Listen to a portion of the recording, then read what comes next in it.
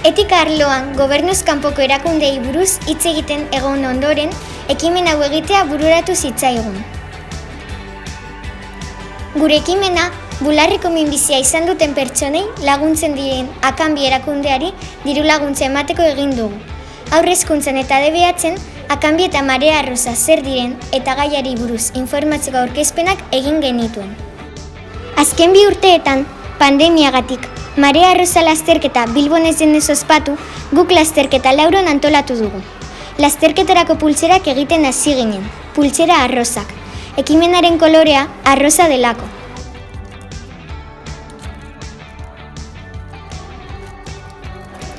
Ondoren, lasterketarako sarrerak egin genituen. Sarrerak gozoki batekin eta pultsera batekin banatu ditugu poltsatxo batean.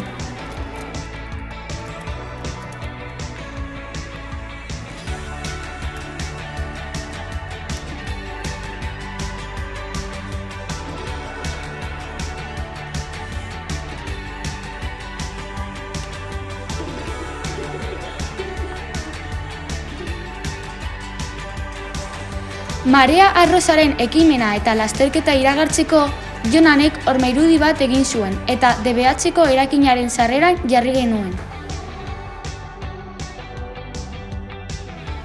Laida eta June Akanbira joan ziren, kamisetak hartzera eta lortutako dirua ematera.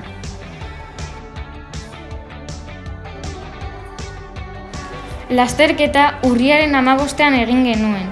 Lasterketa baino lehenago, gelaz gela joan ginen arauak eta ibilbidea azaltzera.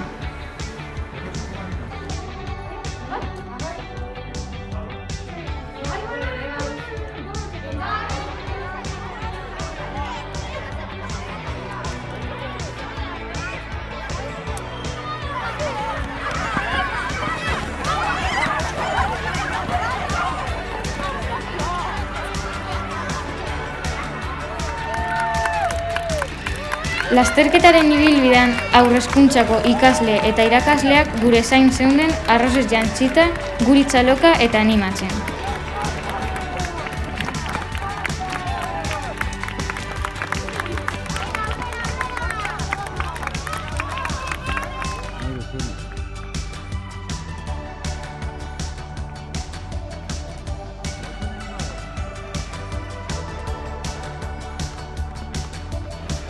Lehen hezkuntzako ikasle batzuk kartulina arrozekin animatu zuten lasterketaren bukaera.